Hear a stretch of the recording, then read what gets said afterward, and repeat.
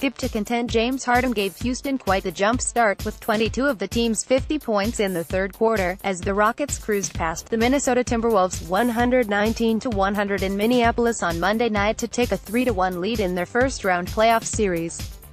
"We had the mentality to be aggressive, make our missed shots," said Harden, who went 7 for 10 in the third quarter. "That's what we do.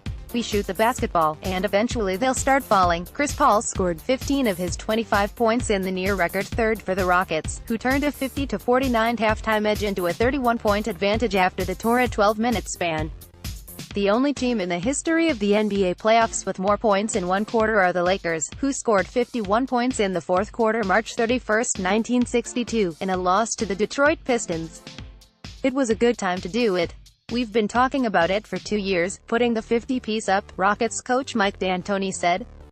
Harden finished with 36 points on 12 for 26 shooting. Clint Capella had 14 points and 17 rebounds. Eric Gordon finally got going with 18 points off the bench, and the Rockets easily recovered from their rough start.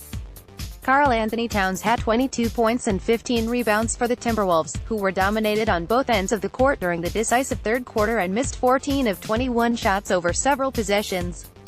The Timberwolves rebounded from their 2 defeats on the road by matching the Rockets with 15 baskets from three-point range in Game 3, a startling development considering the Rockets led the league in that category during the regular season and the Timberwolves were last.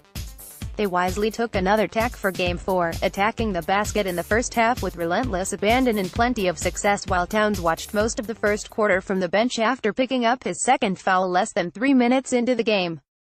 Derrick Rose, who finished with 17 points and 6 rebounds, was the catalyst off the bench with multiple muscle his way in layups on fast breaks and in the half-court.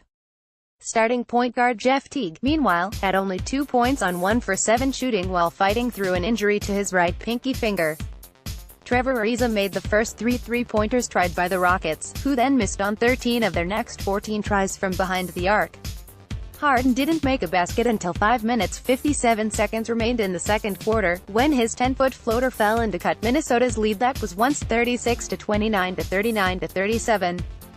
He swished one of his signature step-back three-pointers on the next possession, and Houston was right back in front to sow the seeds for the staggering third quarter. Just like in Game 2, the Rockets raced out of the gate after the half. At Utah 113, Oklahoma City 96, Donovan Mitchell scored 33 points to lead Utah to another win over the Thunder. Joe Ingles scored 20 points and Rudy Gobert had 16 points and 10 rebounds. Ricky Rubio chipped in 13 points, 8 assists and 6 rebounds. Utah takes a 3-1 series lead back to Oklahoma City. Game 5 is Wednesday night. Paul George scored 32 points and Russell Westbrook had 23 points and 14 rebounds to lead the Thunder. Oklahoma City lost its third consecutive game in the series after shooting only 39% from the field. The Thunder opened up a 26-19 lead late in the first quarter when Carmelo Anthony capped a string of 3 consecutive Oklahoma City baskets with an alley-oop layup. They held on to the lead for much of the second quarter until Utah finally woke up on offense. Starting with Rudy Gobert cutting to the rim for a dunk with 3:45 left in the second quarter, the Jazz scored on 11 straight offensive possessions to blow the game wide open. Ingles fueled the surge by hitting 3 straight three-pointers to put Utah in front 58-52 before halftime. It finally culminated in another Gobert dunk that punctuated a 20-3 run extending over the second and third quarters that gave Utah a 67-52 lead. The whole year, one of the things that we've wanted to do collectively is try to generate open shots, Jazz coach Quinn Snyder said. "You're not always going to make them, but you want to keep taking them. Eventually, you're going to make some. We hit some timely ones in the second half." In the third quarter, Utah went up 87-68 when Mitchell drained a jumper and then fed Ingles for a three-pointer on the ensuing possession.